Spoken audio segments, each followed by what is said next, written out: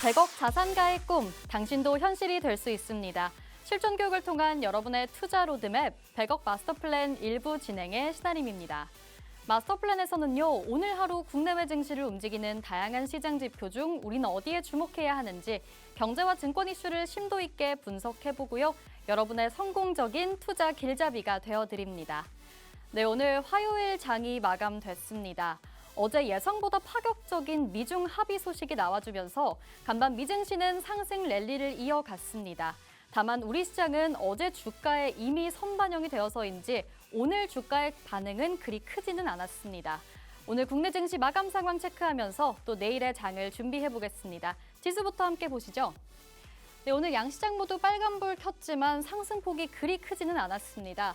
코스피 0.04% 상승하면서 2608선에서 종가 형성했고요. 코스닥은 0.89% 상승 731선에서 거래를 마쳤습니다.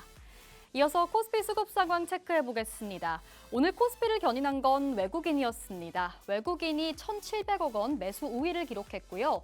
개인과 기관은 동반 매도에 나섰습니다. 이어서 코스피 지수기여도 상위 종목들도 체크해보겠습니다. 간밤 미증시에서는 미중의 무역 합의 내용이 나오면서 이 반도체주와 기술주 위주로 강하게 올라줬는데요. 특히나 필라델피아 반도체 지수가 7% 넘게 오르면서 국내 반도체주들에도 그 훈풍이 불어왔습니다. 오늘 삼성전자가 1%대 쉬어가긴 했지만 SK하이닉스, 연일 상승 탄력을 이어나가면서 오늘 1.5% 강세 시현했습니다. 2차 전지 쪽도 한번 보겠습니다. 미국 공화당이 IRA 전기차 세액공제 조기 종료를 추진하겠다고 밝히면서 혜택을 받아가던 국내 배터리 업계의 타격이 불가피해졌는데요. 전반적으로 2차 전지 업종의 투심이 위축되면서 오늘 LG에너지솔루션 2.8% 빠지는 흐름이었습니다. 또 오늘 호반그룹 관련해서 이 종목들이 테마로 묶였는데요. 호반그룹이 한진칼의 지분을 추가 매입하겠다는 소식이 전해지면서 오늘 한진칼 상한가 터치하는 모습이었고요. 또 HMM을 추가 인수하는 것 아니냐는 전망이 나오면서 오늘 5.8% 강하게 올라줬습니다. 또 코웨이 같은 경우에는 호실적 발표 이후에 주주 환원 확대에 대한 기대감이 커지고 있습니다. 연일 신고가를 경신하는 가운데 오늘도 11% 넘게 올라줬습니다. 코스닥 시장 수급 상황도 체크해보겠습니다. 코스닥에서도 외국인의 매수가 유입됐습니다. 400억 원 물량을 담았고요. 이에 합세의 기관도 오늘 560억 원 매수를 기록했습니다. 개인만이 홀로 팔자를 기록하는 모습이었네요. 네, 코스닥 지수기여도 상위 종목들도 체크해보겠습니다. 뭐니뭐니 해도 오늘은 시총 상위의 제약바이오주들이 약진을 보였던 하루였습니다. 트럼프 행정부가 이 약가 인하 행정명령에 서명을 했습니다만 우려할 만한 구체적인 내용은 나오지 않으면서 미증시에서도 제약바이오주들이 강하게 올랐습니다. 우리 시장도 마찬가지였는데요. 오늘 알테오젠 5.5% 올라줬고 또 이 제약바이오 중에서도 유난히 강한 섹터죠. 비만 치료제 오늘도 강합니다. 펩트론 13% 넘게 상승, 삼천당 제약도 8.5%, D&D 파마텍은 25% 가까이 강세 시현한 가운데 보로노이까지 7%대 상승 마감해줬습니다. 코스닥 시장에서도 반도체 쪽은 강했네요. HBM 관련주인 리노공업까지 오늘 5.7% 상승 마감했습니다. 네, 100억 마스터 플랜 일부 본격적으로 시작해 볼 텐데요. 저희 마스터 플랜에서는요, 이 기존의 마스터 종목을 점검해보는 진행 추적 플랜 코너 준비되어 있고요. 또 함께 부의 지도를 그려보면서 우리가 오늘 시장에서 놓치면 안 될 주목해야 할 돈의 흐름을 짚어봅니다. 또 혼자서는 투자 플랜 세우기 어려우신 분들 많으시죠? 저희 투자 우선 플랜 코너를 통해서 마스터님의 킥포인트 투자 강의 시간이 기다리고 있고요. 또 빼놓을 수 없는 오늘의 마스터 종목에 대한 설명도 뒤이어서 나오니까요. 꼭 생방송 50분 끝까지 함께 하시면서 투자 전략 챙겨가시기 바랍니다.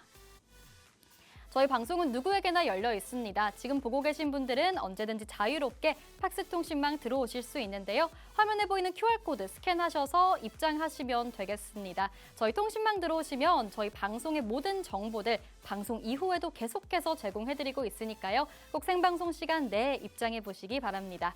그럼 저는 잠시 후에 마스터님과 함께 돌아오겠습니다.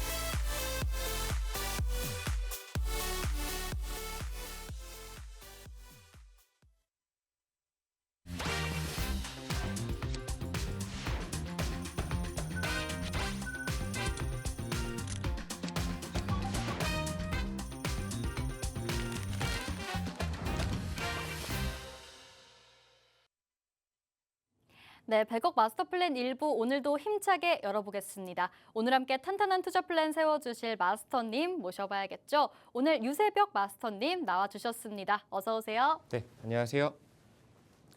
네, 안녕하세요. 투기가 아닌 투자를 했다면 불안할 이유가 전혀 없다고 생각하고 있습니다. 보다 확실하고 안정적인 투자를 지향하고 있는 유세벽입니다. 반갑습니다. 네, 오늘 유세병 마스터님 첫 출연해 주셨습니다. 오늘 또 첫 출연해 주신 만큼 오늘은 종목 점검 대신에 시장 점검으로 한번 가볼까 하는데요. 일단 오늘 시장 같은 경우에는 대체적으로 이 관세 피해주들에는 좀 훈풍이 불고 관세 무풍지대에는 역풍이 부는 흐름이 나타났잖아요. 네. 주도주가 교체되는 것 아닌가 이런 궁금증도 커지고 있는데 마스터님께 한번 설명을 들어봐야 할 것 같습니다. 오늘 시장 어떻게 보시는지요? 오늘 시장을 총괄적으로 봤었을 때는 좀 상승세가 다소 아쉬웠었습니다. 미국 증시에 비해서 다소 약했던 이 힘이 내일 좀 이어졌으면 좋겠다라는 생각을 하고 있는데 결국에는 오늘 이제 곧 CPI 발표가 있을 예정이고 계속적으로 지표 발표들이 예정되어 있습니다. 거기에 따라서 우리 증시도 변동성을 좀 보여줄 여지가 있지만 제가 지금부터 드리는 시장 점검을 좀 듣고 나시면 투자의 방향성을 조금은 잡을 수 있지 않을까라고 생각을 좀 하고 있고요. 먼저 말씀을 드리고 싶은 거는 저는 이제 종목 점검 시간이 없습니다.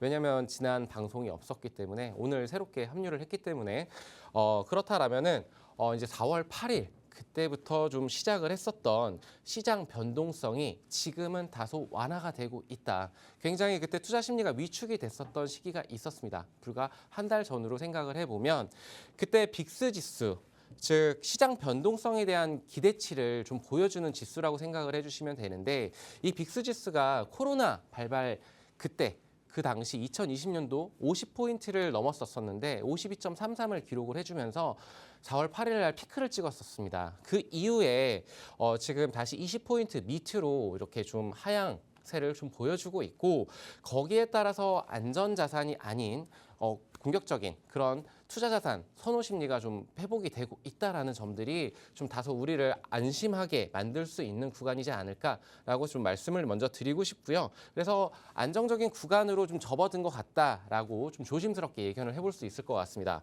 자, 그러면은 다음으로 좀 봐야 되는 게 시장에 충격을 주었던 이유가 무엇이었냐라고 살펴보니까 이 관세 전쟁이었어요. 트럼프 그리고 이제 중국 굉장히 강력하게 좀 맞서서 대치를 하고 있었는데 지금 앞에 보이는 이 타임테이블을 좀 보시게 되면은 4월 19일부터 트럼프가 약하게 하는 듯 하면서 굉장히 강경한 발언들도 하면서 숨통조이기를 했었는데 중국도 여기에 지지 않고 굉장히 강대강으로 맞붙다가 결국엔 어저께 굉장히 극적으로 좀 완화되는 이런 모습들을 보여주면서 시장에 다소 안도감을 주게 되었고 거기에 따라서 우리 시장도 마찬가지고 미국 글로벌 증시도 함께 이렇게 상승하는 모습들을 보여줬는데 지금 이제 미국과 중국이 관세를 낮추는데 결국에는 합의를 좀 하고 있는 모습을 보여주고 있습니다. 그리고 이제 미국 증시가 뜨거웠고 그리고 이제 빅스 지수가 18까지 좀 하락을 했다. 이런 점들을 봤었을 때 지금 이제 투자를 해도 되는 그런 시점이 도래하지 않았나라고 좀 말씀을 드리고 싶고요. 자, 그러면은 이제 관세 불확실성에 상존을 했던 첫 번째 이유, 증시를 억눌렀었던 그 이유 이후에 지금 코스피는 굉장히 그때 이후로 완만하게 상승 중입니다. 일봉으로 봤었을 때는 1% 내외의 상승세를 지속적으로 보여주면서 좀 투자자분들의 마음을 좀 달래주고 있고요.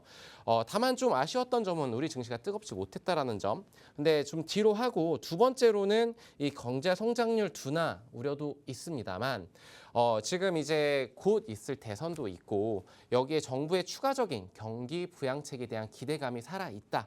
공존하는 만큼 우리는 여기에서 지금 너무 위축되지 말고 이제는 조금씩 투자 비중을 늘려가도 되겠구나라고 좀 생각을 해주시면 될 것 같고요.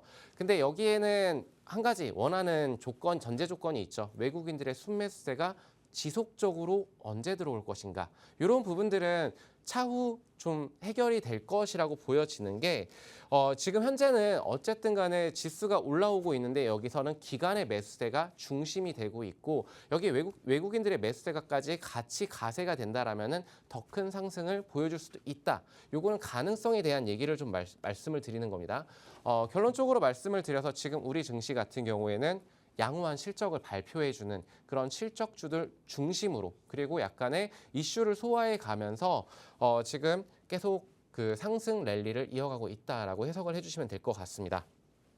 자, 그래서 마지막으로 좀 말씀을 드리고 싶은 거는 지금까지 25년도 강타했었던 그러니까 24년도 대비해서 25년도에 굉장히 강력하게 시장을 이끌고 주도를 해가는 그런 섹터라고 한다 그러면은 여기 24년도 자료를 보게 됐었을 때는 시총 순위가 28위에 있던 하나 에어로스페이스가 현대차를 제치고 5위에 등극을 했습니다.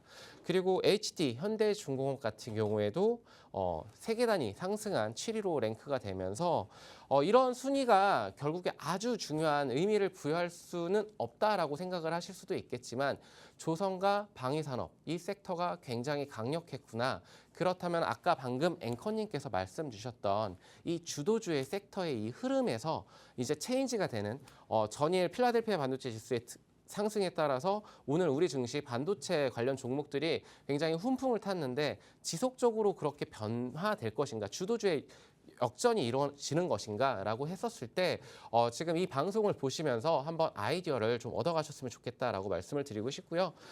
결국에는 실적 메커니즘이 정상적으로 작동을 하고 있다라고 좀 말씀을 드릴게요. 지금까지 방산이 좋았는데 앞으로도 좋아질 것인가라는 견해에 대해서는 저는 좋아질 것이다라고 좀 생각을 하고 있고 조선 또한 마찬가지다. 근데 반도체가 이제 조금 더 확인할 이제 개울을 건널 때도 이제 좀 확인을 하고 건너듯이 그런 부분들이 좀 명확히 해소가 된다라면은 저는 반도체도 조금씩 모아갈 수 있는 그런 시점이 됐다라고 말씀을 드리면서 이렇게 좀 시장 점검 시간을 좀 맞춰보도록 하겠습니다. 네, 좋습니다. 마스터님이 언급해 주셨듯이 지금 변동성 지수는 내려와 있고 이 관세 우려도 많이 완화된 상황입니다. 이런 시점에서는 투자를 고민하셨던 분들이라면 지금이 또 좋은 시기가 아닐까 싶고요. 투자를 하고 계신 분들이라면 지금 내가 어떻게 수익률을 실현할 수 있을지 조금은 공격적인 투자를 노려볼 만한 타이밍이 아닌가 이런 생각도 듭니다. 이런 상황 속에서 저희가 또 단순히 시장 점검만 해보면 안 되겠죠. 어떤 섹터와 어떤 종목을 공략해봐야 하는지는 유세병 마스터님이 저희 통신망 내에서 함께 잡아주실 예정입니다. 오늘은 시장 점검을 하긴 했지만 저희가 다음 주부터는 바로 또 종목 점검 들어갈 예정이거든요. 저희가 왜 여러분이 이 방송을 끝까지 함께 해주셔야 하는지 그리고 통신망에 왜 들어오셔야 하는지는 다음 주 방송부터 계속해서 증명해드릴 예정이니까요. 오늘 처음으로 들어오셔서 함께 하시면 되겠습니다. 저희 유세병 마스터님 어렵게 모셔왔습니다. 여러분 오늘 방송 끝까지 함께 해주시고 또 통신망 입장해 주셔야 할 텐데요. 화면 하단에 QR코드 계속해서 나가고 있습니다. 이 QR코드 휴대폰 카메라로 스캔하셔서 저희 통신망 들어오시면 됩니다. 그리고 저희가 이따가요. 이 통신망 내에 계신 분들께만 또 단독으로 마스터 종목명을 공개해드립니다. 여러분 방송 시간 내에 입장하셔야겠고요. 무엇보다 종목명 공개하기 전에 들어오셔서 대기하고 계셔야겠습니다. 저희 방송은 누구에게나 열려 있으니까요. 지금 보고 계신 분들 자유롭게 입장하시면 되겠습니다. 자, 오늘 시장 점검 이야기 나눠봤고요. 그렇다면 저희는 부의 지도로 넘어가서 오늘 그럼 우리가 시장에서 어디에 주목해야 하는지 어떤 투자의 흐름이 있는지를 좀 한번 짚어볼까 합니다. 네, 마스터님과 또 이야기를 나눠볼 텐데 오늘 부의 지도 키워드들 체크해 보시죠. 첫 번째 키워드부터 보겠습니다. 첫 번째 키워드는 방산이네요. 네. 방산, 워낙 주도주였지만 요즘에는 좀 살짝 눌리고 있잖아요. 네. 이 업종 어떻게 봐야 될까요? 저희가 지금 들어가면 되는 건지 좀 설명 부탁드립니다. 저는 지금 당장 들어가자라고 해서 이 오늘의 구의 지도에 이렇게 집어넣은 것이 아니고 네.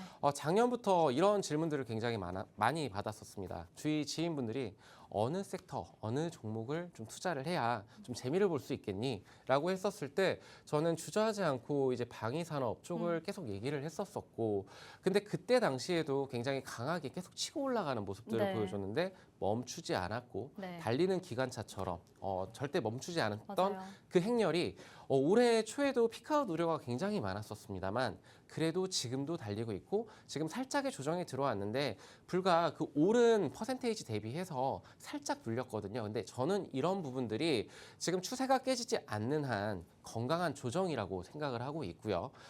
그리고 지금 이제 계속적으로 기대감과 실적으로서 증명을 해보이는 이 방위산업 쪽이 저는 지금 모멘텀이 끝난 것이냐라고 했었을 때 결코 끝나진 않았다. 그렇다면 현재 주가가 이런 모든 것들을 선반영한 것인가라고 했었을 때 저는 그렇지 않다라고 좀 저는 개인적으로 생각을 많이 하고 있는데 그 이유에 대해서 먼저 말씀을 드려보도록 할게요.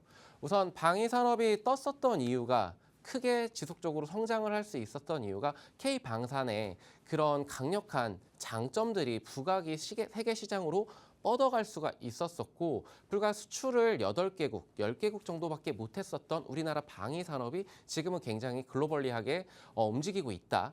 근데 여기에서 가격 경쟁력과 그리고 그 납품을 맞출 수 있는 납기일까지 맞출 수 있는 이 방위 산업이 지금 현재 미국과 캐나다에서는 비공 그리고 잠수함 이런 MRO 사업을 대변으로 할 수 있는데 여기에서 수주가 계속적으로 일어나고 있고 이루어지고 있고 그리고 페루에서는 K2 전차 그리고 중동에서도 FA-50 전투기와 그리고 K9 청궁 이런 지대공 미사일 이런 것들이 계속적으로 부각이 되고 있습니다. 그렇다라면은 작은 규모의 계약이 터지는 게 아니거든요. 이런 모멘텀들이 호주의 레드백도 있을 것이고 K9도 있을 것이고 동유럽에서는 지금 아직도 끝나지 않은 전쟁 그렇기 때문에 주변 국가들에서 계속 이런 방위 산업 쪽에 계속적으로 투자를 할 수밖에 없고 거기서 수입을 해야 되는데 독일이나 아니면 기존 강대국들에서 납품을 받을 수 없기 때문에 우리나라 방위 산업 쪽은 계속적으로 청신호이지 않을까라고 좀 말씀을 좀 드리고 싶고요. 먼저 이제 하나에어로스페이스, 현대로템, 뭐 LIG 넥스원도 있을 것이고 한국항공우주도 있을 것이고 우리나라 5대장이라고들 말을 좀 많이 하고 있는데 지금 현재 한국산 무기가 반사수혜를 받을 것이다라고 좀 얘기들이 많이 나오고 있습니다.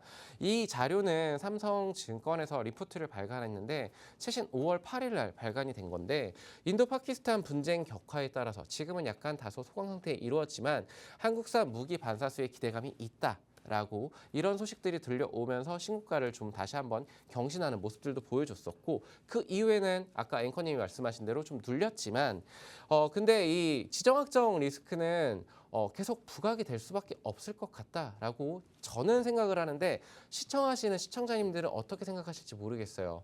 근데 지정학적 리스크가 비단 이쪽 지역만 있는 것이냐 인도와 파키스탄 굉장히 오랜 시간 이 지정학적 리스크가 단기간에 불거진 것이냐라고 봤었을 때 중동 지역도 빼놓을 수가 없고요. 동유럽 지역은 아직 진행 중이고 이런 부분들을 봤었을 때 우리 방산이 다시 한번 레벨업할 수 있는 길은 열려 있다라고 말씀을 드리고 싶고 이런 부분들이 수주 모멘텀이 결국에는 지금은 이제 실적으로서 증명을 해보이고 있는데 하나에어로스페이스 같은 경우에도 매출액이 24년도 대비해서 25년도에 2배로 뛰어버렸습니다.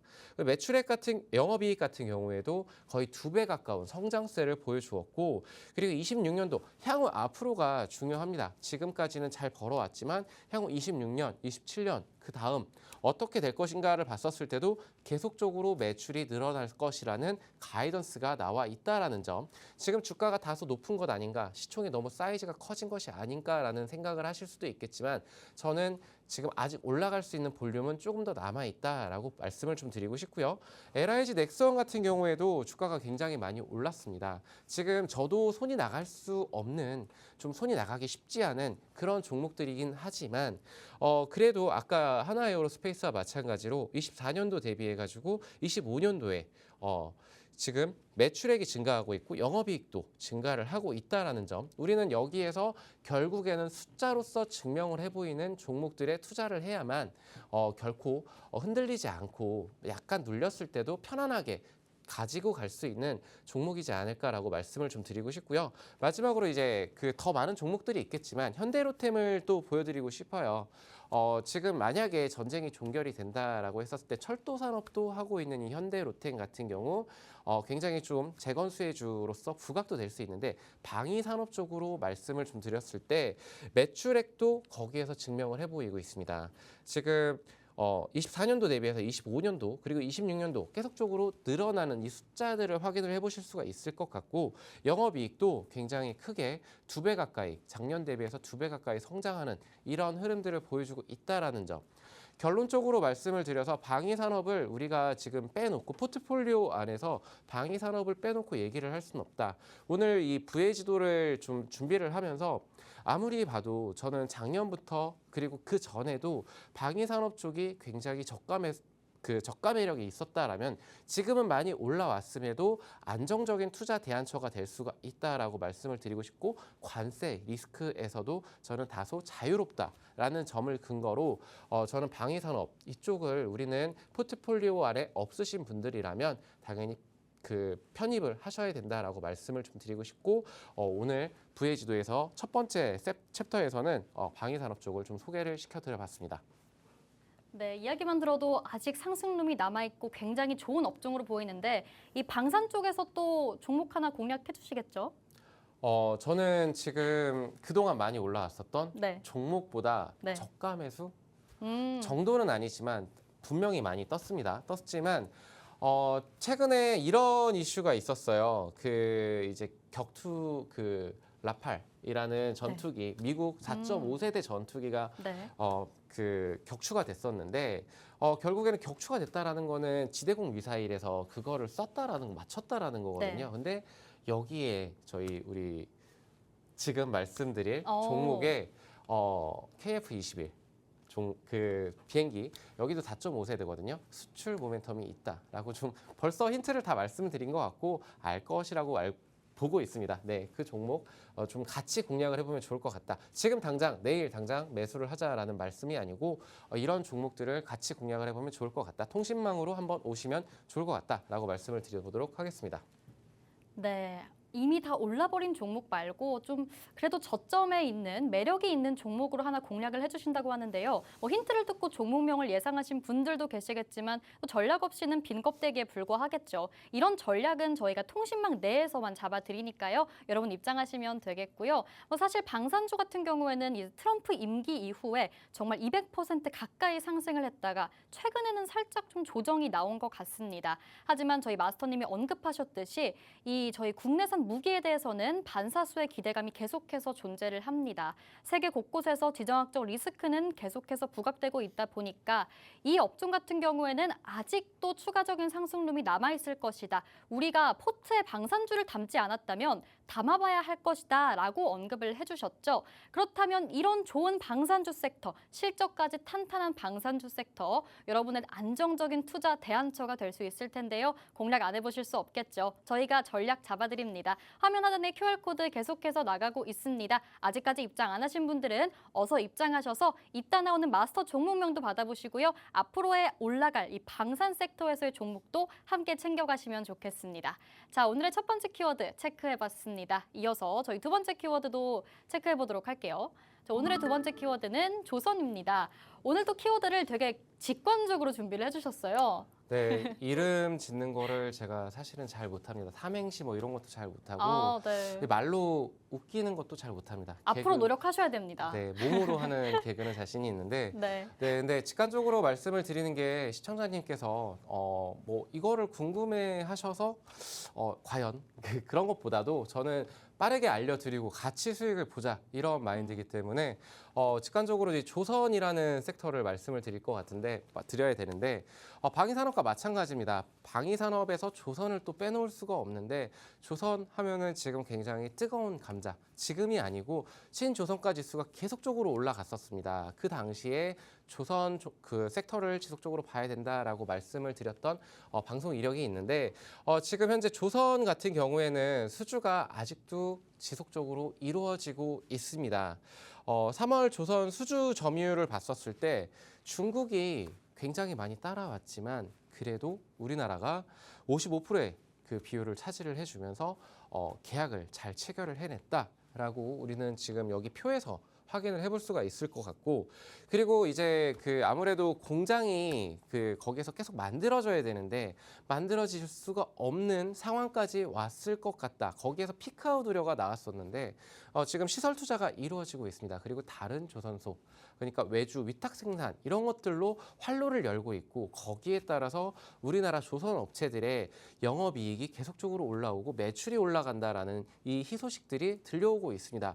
결국에는 기업은 이윤을 창출을 해내야 되고 매출을 지속적으로 늘려나가야 되는데, 거기에서 우리나라 조선 업체들이 굉장히 잘 해주고 있다라고 우리는 확인을 해볼 수가 있고, 이슈 뉴스에서도 지금 확인을 해볼 수가 있을 것 같아요. 그래서 지금 현재 그 아직도 남아있는 볼륨이 너무 많은 게, 미국에서는 MRO 협력을 하고 있고 그 기대감들이 지속적으로 반영이 되고 있다라는 점, 그리고 유럽에서는 LPGC라는 이 대형 선박의 2척, 그리고 아시아에서 컨테이너선 6척, 아프리카에서는 LPG 운반선이 2척, 이런 수주 기대감들이 아직 입찰 중이라는 점, 이런 점들을 들었을 때 저는 지금 여기에서 머무를 조선이 아니다라고 생각을 하고 있고요.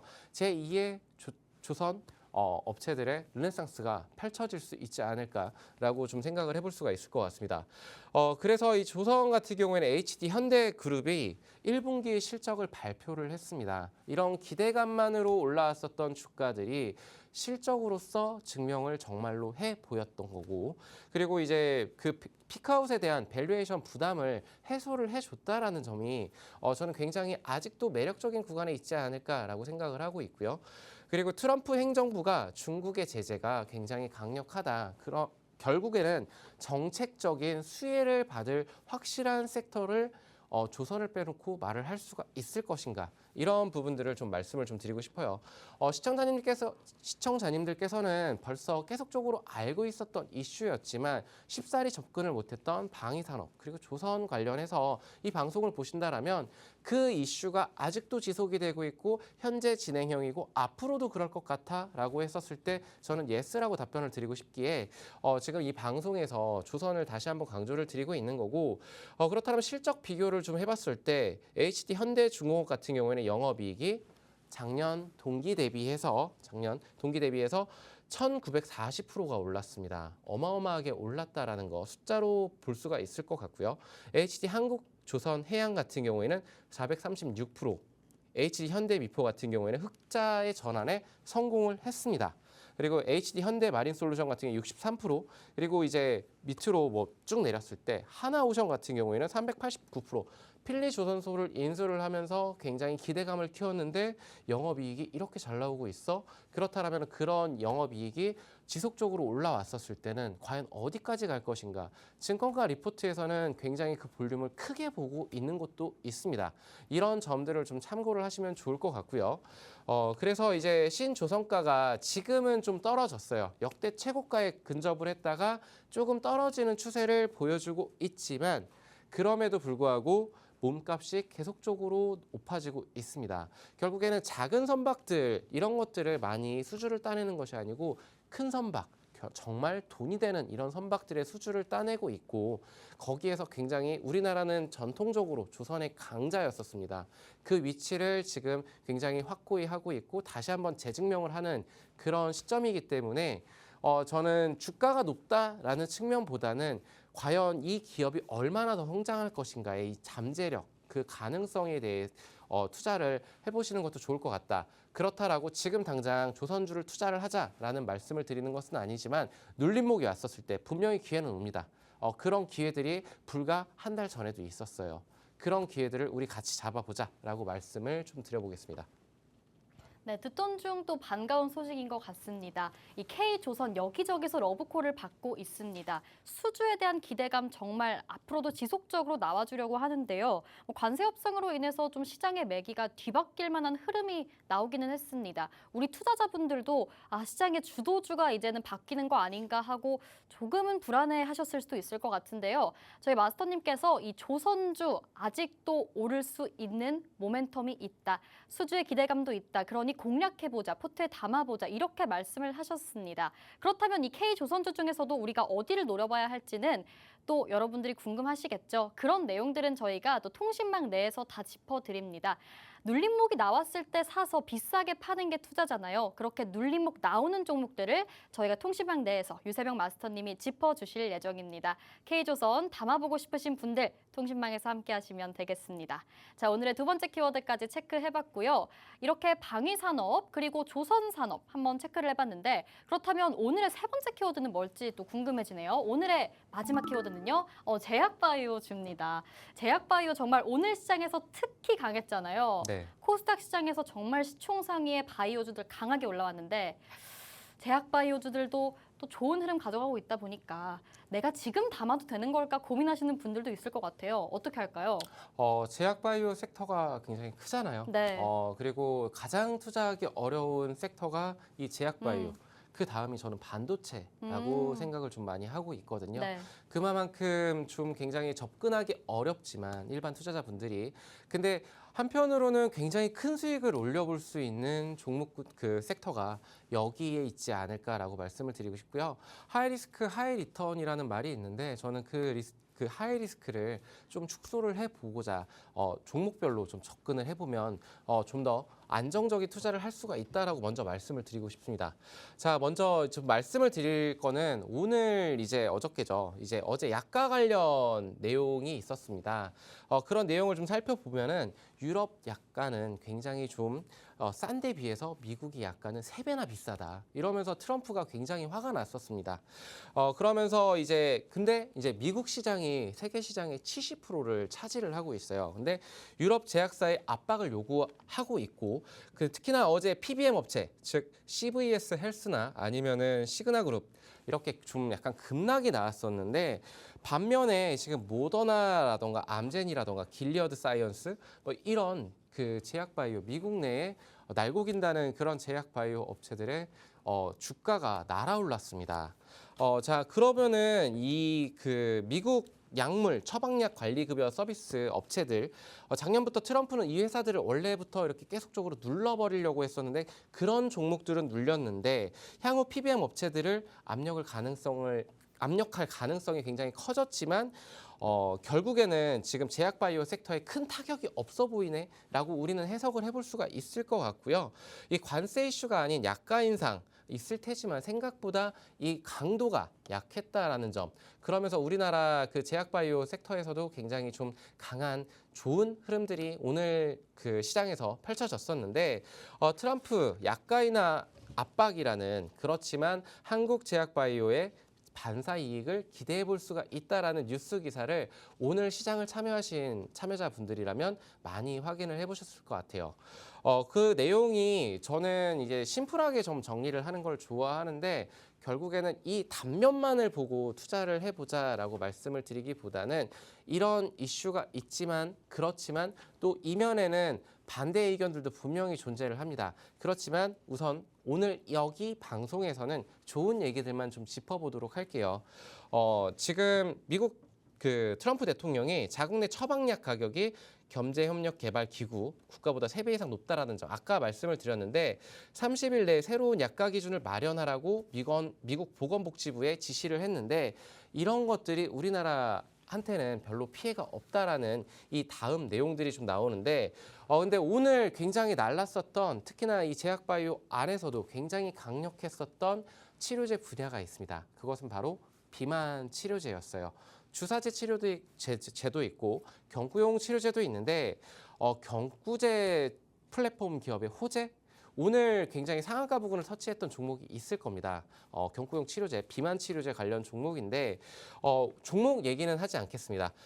근데 관련 내용을 살펴보니 완전 회피는 어렵겠지만 상당히 완화 효과가 가능하다. 그리고 이제 왜 주사제보다는 경구제 제형 변경 전략이 유효하냐라고 했었을 때 트럼프식 MFN 룰 그리고 약가 통제 적용이 지연이 될 수 있고 제외 가능성 또한 존재를 한다라는 점들이 좀 더 부각을 좀 많이 받고 있고 시장에서 그렇기 때문에 반응을 해준 것이고요. 그리고 새로운 NDA로 IRA 협상 유예 기간을 초기화를 시켜 줄 수도 있다라는 기대감. 그리고 환자 접근성 자체 강화로 정책 압력을 또 완화시킬 수도 있다라는 거. 그리고 이제 시장 차별화 및 가격 방어 전략으로 좀 효과적이다라는 이런 점들을 이제 시장에서는 이 이슈를 소화를 해내면서 오늘 굉장히 뜨거운데 그 지속성에 대해서는 내일 시장을 좀 한번 살펴봐야 될 것 같아요. 그래서 지금 여기에서 지금 말씀드리는 내용들 살펴봤었을 때 결국에는 그 행정명령이 좀 약했었고 우리나라 그 제약바이오들이 조금 약간은 힘을 많이 발휘를 못했어요. 대표적인 종목들로 뭐 삼성바이오로직스라든가 셀트리온 오늘도 주가는 아주 그 강하지는 못했고 그저 좀 지켜주는 모습들을 보여줬지만 지금 현 구간에서 다시 한번 투자에 대한 생각을 조금은 변할 수 있는 그런 이슈가 되지 않았을까라고 좀 말씀을 드리고 싶고요. 지금 미국 약가이나 행정명령의 셀트리온은 지금 이제 당사 대응 전략을 홈페이지에 게재를 했습니다. 이런 관련 내용들을 면밀하게 좀 살펴보면서 셀트리온이라던가 삼성바이오로직스라던가 아니면은 경구용 관련해 삼청당제약이라던가 이런 종목들을 지금 당장 좀 들어가자라는 것은 아니지만 살펴보자라고 이렇게 좀 정리를 하면서 지금 이렇게 정리를 해보도록 하겠습니다. 네, 좋습니다. 제약바이오 섹터를 또 얘기해 주셨는데 사실 이 제약바이오주들이 공략해보기도 굉장히 어렵지만 저는 특히나 이 용어들이 굉장히 어렵게 느껴지더라고요. 간단하게 설명을 드리면 이 트럼프가 약가 인하 행정명령을 서명했는데 이 비만치료제 섹터가 유독 좀 강한 이유가 경구제로 제형 변경 전략을 쓰게 되면 여기서 제외될 가능성이 크기 때문이다. 이렇게 좀 간단하게 이해를 해보시면 되겠습니다. 그렇다면 이런 섹터 중에서도 저희가 또 선별적인 접근 전략이 필요할 텐데요. 어떤 종목을 공략할지는 저희 마스터님이 통신망에서 잡아주실 예정이고요. 저는 또 꽂힌 말이 하나 있어요. 마스터님이 아까 언급을 하셨는데 제약바이오 쪽은 하이 리스크 하이 리턴이다. 하지만 그 리스크를 내가 줄여줄 수 있다. 이렇게 또 말씀을 해주셨어요. 네, 그렇다면 저희가 여러분 리스크는 낮추고 하이 리턴 나올 수 있는 업종인 거겠죠? 여러분들 그 주인공이 되고 싶으시다면 저희 통신망 들어오셔서 함께 하시면 되겠습니다. 자, 오늘 세 가지 키워드 모두 살펴봤습니다. 사실 또 키워드가 직관적이다 보니까 여러분들도 되게 와닿으실 것 같아요. 세 개 다 정말 중요했는데 오늘 그럼 마스터 종목은 어디서 나오나요? 네, 저는 제약바이오에서 찾았고 네. 아무래도 방위산업과 조선 같은 경우에는 눌림목이 좀 제대로 들어오고 그것을 확인한 다음에 좀 투자를 이어가는 게 좋을 것 같다. 그리고 지금 현재 구간도 저는 분할 매수 관점으로는 유효하다라고 보고 있지만 제약바이오 쪽에서도 제가 주목하고 있는 종목이 있습니다. 작년부터 굉장히 유심하게 지켜봤었고 그리고 IR에 지금 4번을 다녀왔었어요. 그리고 대표이사를 만나서 관련 내용들을 좀 직접적으로 전달을 받았었는데 지금 봤었을 때 제약바이오 안에서 비만 치료제 관련 종목들을 살펴볼까 하다가 저는 제가 좀 자신 있어 하는 그런 종목으로 오늘 첫 방송에서 좀 임하려고 이 종목을 좀 소개시켜 드리려고 하는데 이 종목 같은 경우에는 마이크로바이옴 기술을 보유한 기업입니다. 근데 우리나라에서는 유일하게 국내 유일 3세대 기술을 보유를 하고 있고 마이크로바이옴은 지금 뭐 구글에서 구글 벤처 설립자 빌 마리스가 가장 큰 게임 체인저다라고 말을 하고 있을 만큼 글로벌적으로 굉장히 각광받는 그런 산업이다라고 생각을 해주시면 될 것 같고요. 그리고 이제 이 종목 같은 경우에는 장내 마이크로바이옴 검사 서비스를 하고 있고요. 그리고 고기능성 유산균, 파이토바이옴 제품군을 보유를 하고 있습니다. 여기에서 매출액의 한 90% 가까이를 담당을 해주고 있는데 1, 2, 3세대 기술 기반으로 개인 맞춤형 헬스케어 제품을 개발을 하고 있고 이것이 지금 실적으로서 올라오고 있는 종목이라고 좀 말씀을 드리고 싶습니다. 근데 지금 이 종목이 제가 왜 주목을 하고 있느냐라고 봤었을 때 기술력도 좋고 그리고 실적으로서도 좀 증명을 해 보이고 있는데 그 실적을 우리는 어디서 찾아볼 수 있을 것인가? 결국에는 가동률에서 볼 수가 있다라고 생각을 하거든요. 향후 앞으로 가이던스는 예견되는 거잖아요. 근데 공장에서 수요가 그만큼 많기 때문에 계속적으로 공급을 해줘야 되기 때문에 지금 공장이 풀가동이 되고 있는지 아닌지 여부를 좀 체크를 해봐야 되는데 동사에 공장이 계속적으로 풀가동이 되고 있고 여기에서 나아가서 위탁 생산 공장을 좀 맡겨놨더니 거기도 지금 풀가동 중이다. 그러면은 결국에는 없어서 못 판다라는 얘기가 될 것 같은데 생산 물량이 수요보다 많다. 수요가 생산 물량보다 많다라는 점에 좀 착안을 해봤고, 그리고 두 번째로는 이제 수출, 우리나라 자생을 하는 것이 아닌 나아가서 글로벌적으로 움직일 수 있는 제약 바이오 회사인가를 좀 살펴봐야 될 것 같은데, 거기에서 홍콩과 베트남 그리고 일본으로의 수출이 시작이 됐다. 올해부터. 그렇다라면은 여기에서 우리는 지금 우리나라에서의 매출이 계속적으로 올라가고 있는데 여기에 더해서 해외 매출까지 올라오고 영업이익까지 올라온다라고 보면은 저는 이 회사가 지금 나아갈 수 있는 룸 자체가 굉장히 클 것 같다라고 말씀을 좀 드리고 싶어요. 그리고 이제 그 공장 증설에 대한 모멘텀도 충분히 우리는 가져볼 수가 있을 것 같은데, 지금 현재 세종시에 신공장을 작년부터 건설을 했는데 지금 5월이죠. 5월에 완공 예정입니다. 이번 달에 완공 예정이면은 또 이게 가동이 된다라고 했었을 때는 당연히 매출과 이익은 올라올 것이다라고 생각을 해볼 수가 있을 것 같습니다. 그래서 여기가 신공장이 신공장이 오픈을 하니 그렇다라면 추가 공급 관련해가지고 계약에 대해서 논의가 되고 있다라는 점, 이런 점들을 봤었을 때. 글로벌리하게 좀 더 움직일 수 있는 그런 회사의 발판은 마련이 됐다. 기술력도 보유했는데 그 발판을 마련했고 실적으로서 증명을 해보일 수 있는데, 이거는 이제 그 재무제표 차트잖아요. 그러면은 20년도 7억밖에 안 됐었던 이 매출액이 불과 5년밖에 지나지 않았습니다. 23년도에는 53억 원을 이렇게 올렸는데, 작년 23년도 대비해서 24년도에 작년 기준입니다. 작년 기준 150억 원으로 3배 이상 거의 점프를 했죠. 그러면서 영업이익 같은 경우에는 적자 폭을 축소를 확연하게 해줬습니다. 어떤 거를 확인해 봐야 되냐면은 영업이익률이 결국에는 좋아지느냐를 봤었을 때 영업이익률이 여기 밑에 있는데 마이너스 220%에서 지금 마이너스 50%로 축소가 됐다. 그럼 25년도 1분기 실적이 발표가 됐고 2분기, 3분기 때 이 시점에는 정말로 흑자 전환이라는 조심스러운 예견을 좀 해볼 수도 있다라고 말씀을 드리면서, 이 종목 지금 여기 팍스통신망에 들어오시면 함께 공유하면서 공략 같이 해보시면 좋을 것 같다라고 말씀을 좀 마무리해 보도록 하겠습니다.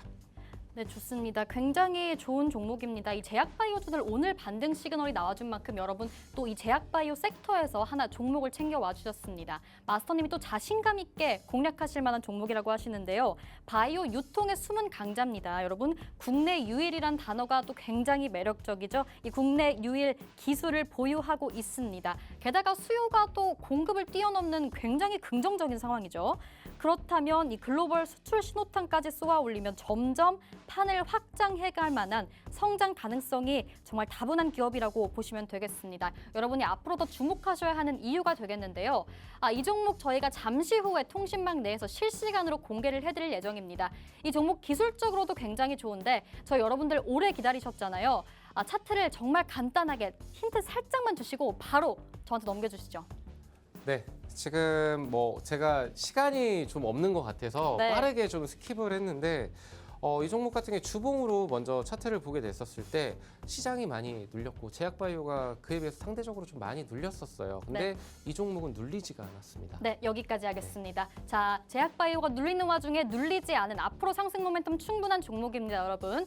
이제 팍스통신망에서 공개해드릴 예정입니다. 지금 카운트다운 시작했고요. 여러분들 통신망에 들어와 계신 분들께만 제공해드리는 종목이고요. 이 시간 이후에는 확인해보실 수가 없습니다. 저희 시간은 계속 가고 있는데 조금 전에 종목명 오픈됐습니다. 이 종목명으로 여러분 수익률 탄탄하게 챙겨가실 수 있으니까요. 앞으로도 계속해서 주목해보시면 좋겠습니다. 자, 저희 이제 마지막으로 킥포인트 투자 강의 시간이 기다리고 있죠. 오늘은 첫 방송이니만큼 간단하게 지지와 저항 내용 또 체크해보고요. 히든 종목 남아있으니까 끝까지 주목해주시죠. 잠시 후에 바로 만나보겠습니다.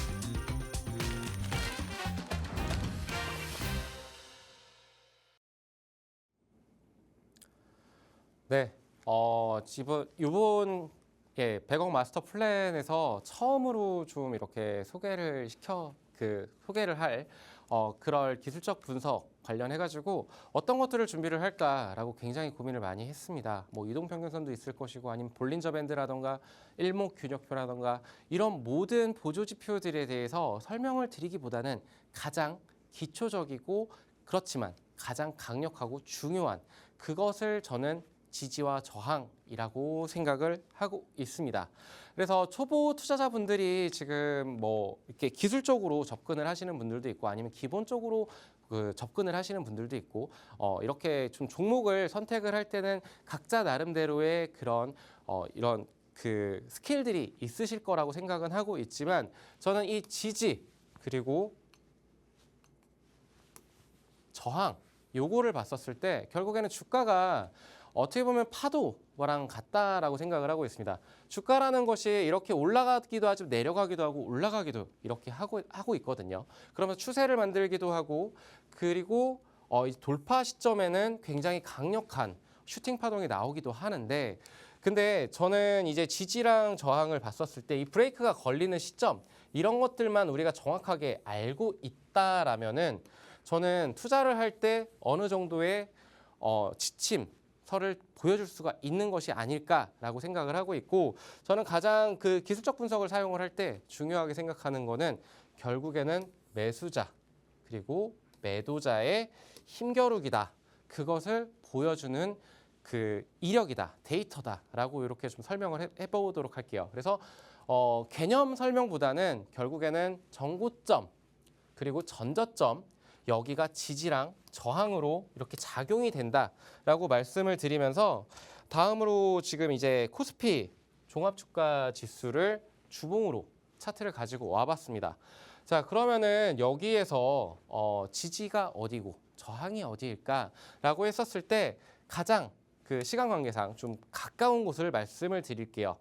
여기 전 저점이었었죠. 2,400포인트가 무너질 듯 무너지지가 않았습니다. 어떻게 해서든 그 살짝 밑에서 좀 이렇게 움직이긴 했지만 잘 무너지지 않으려고 했었고 그리고 4월 8일 이때 굉장히 쇼크가 있었지만 언더슈팅이라고 생각을 하고 있습니다. 여기에서 브레이크가 결국에는 잡아줬고 그것을 다시 지금 현재 지수가 올라와 주고 있는데 그렇다라면은 지금 현재 이 구간에서는 저는 투자를 해도 되는 그런 지지 포인트였었다라고 말씀을 드리고 싶고 지금 가깝게 이제 2,650포인트 부근을 향해서 달려가고 있는데 이 부근에서는 매물 소화를 하면서 저항을 뚫어낼 수 있는 포인트가 도달하지 않을까라고 좀 말씀을 드리면서 더욱더 궁금하신 분들은 통신망으로 들어오시면 함께 하실 수 있을 것 같습니다.